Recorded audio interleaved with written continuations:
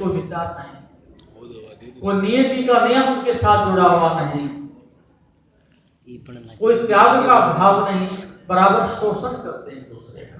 एक छोटी सी कहानी के माध्यम से समझाता हूँ। बच्चे ऊब रहे हैं, बगदाद का सम्राट बीमार हो गया, ऐसी बीमारी जो बढ़ती चली गई, किसी से इलाज नहीं हुआ, अंत में बीमारी और बढ़ती चली गई, प्रजा भी परेशान हुई।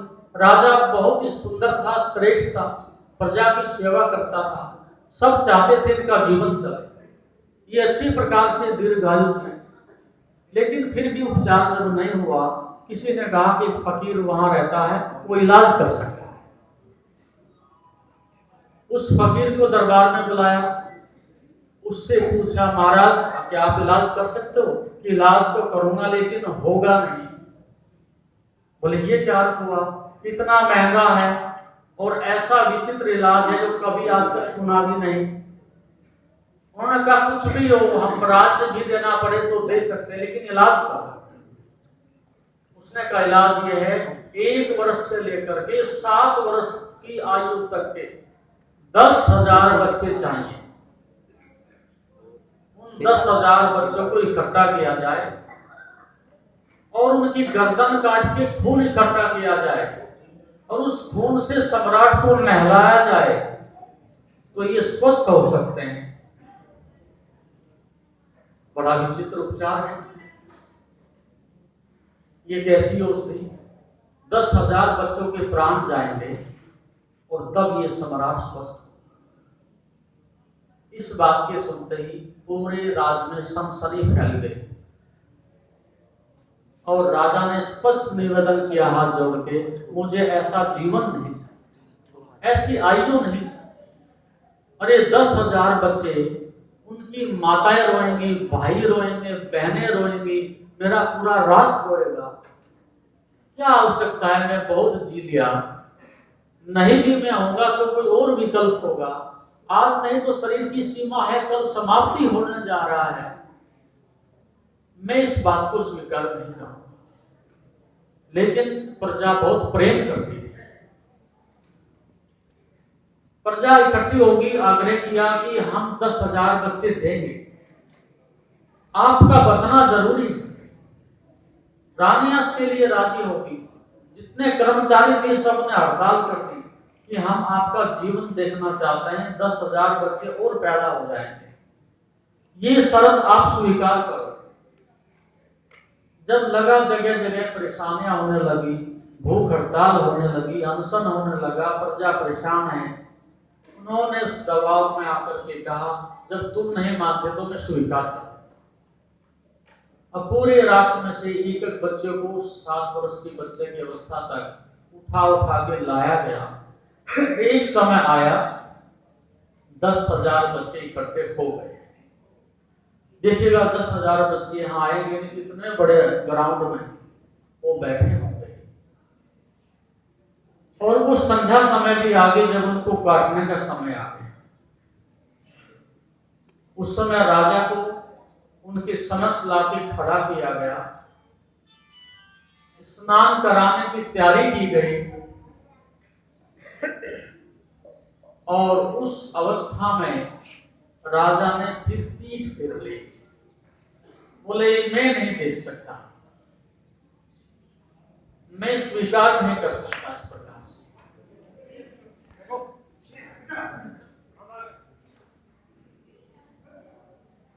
और कहते हैं कि राजा स्वस्थ हो गया, पूर्णतः स्वस्थ हो गया। उसने देखा ये क्या चमत्कार हो गया। सभी ने देखा बीमारी गायब हो गई, विलीन हो गई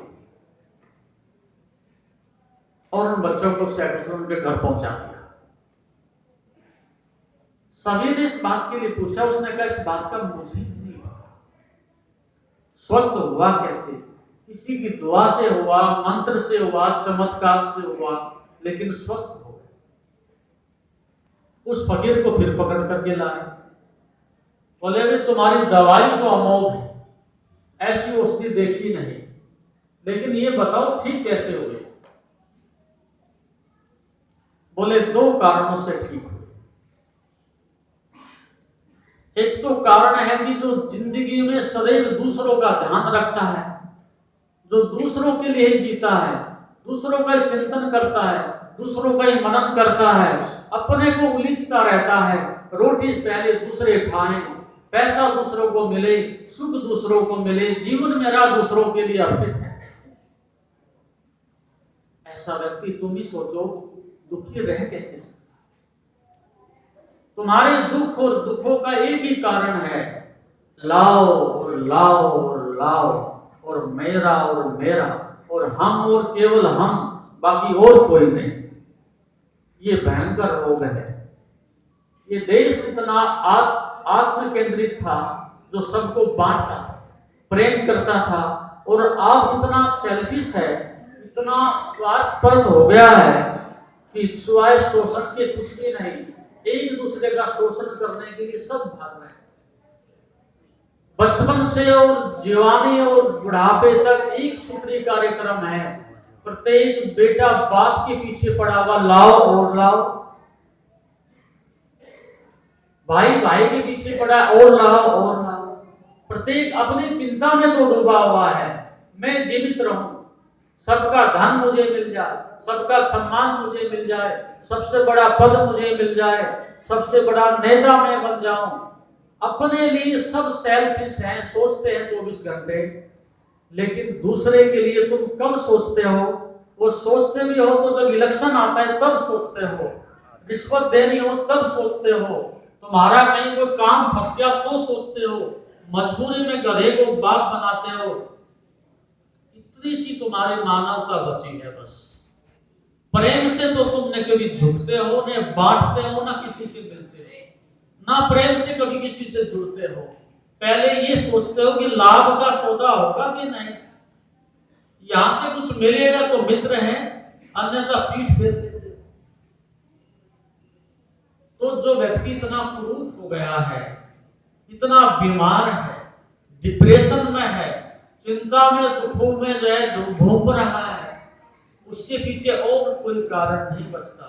एक ही कारण बचता है, तुम्हारी जो एजुकेशन है आपको इतनी इगोसेंट्रिक बना रही है, इतनी सेल्फिश बना रही है, इतनी स्वार्थमयी बना रही है।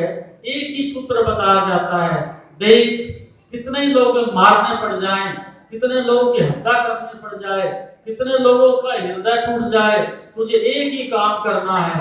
अध्यापक भी वही कहता है, माँ भी वही कहती है, पिता भी वही कहता है, पड़ोसी भी ये कहता है कि देख तुझे धन और पद, इस बीच में कोई भी आ जाए, मरता हो तो कोई बात नहीं, तुझे ज्यादा से ज्यादा धन कमाना है और बड़े से बड़ा अधिकारी बनना है, बाकी चलो दौड़ो, हरी झंडी दिखाते हैं, 1 2 3, दौड़ते जाओ दौड़ते जाओ। सब आपके पीछे यही है, दिशा क्या होगी, परिणाम क्या होंगे, मंजिल कैसी मिलेगी, मार्ग क्या होगा, इसका कोई विचार नहीं, कोई चिंतन नहीं, केवल एक ही सूत्री कार्यक्रम, ज्यादा धन और बड़ा पद, मानवता का कोई वहां पर नामो निशान नहीं। तो सुखी होने का सूत्र तो समाप्त है। आज इस सदी में इतना धन है कि कभी भी नहीं था, इतने लोग साक्षर हैं कभी भी नहीं थे, इतनी बड़ी स्वतंत्रता है कभी भी नहीं थी, लेकिन अपने चेहरे तो देखो, दुर्दशा तो देखो, अपनी बीमारियों के अंबार तो देखो, लहूलुहान होकर के तुम घूम रहे हो उस पृथ्वी पर, क्या तुम्हारी स्वतंत्रता है? ये दुर्दशा इस आधुनिक साक्षरता शिक्षा के कारण, समाज के विकृत, भ्रष्ट और शोषण करने वाले उस धर्म के नाम पर हो रहा है, इस राजनीति के नाम पर हो रहा है। तो तुम्हारे जीवन में किसी को बांटने का भाव तो है ही नहीं, केवल लूटने खसोटने का काम है 24 घंटे।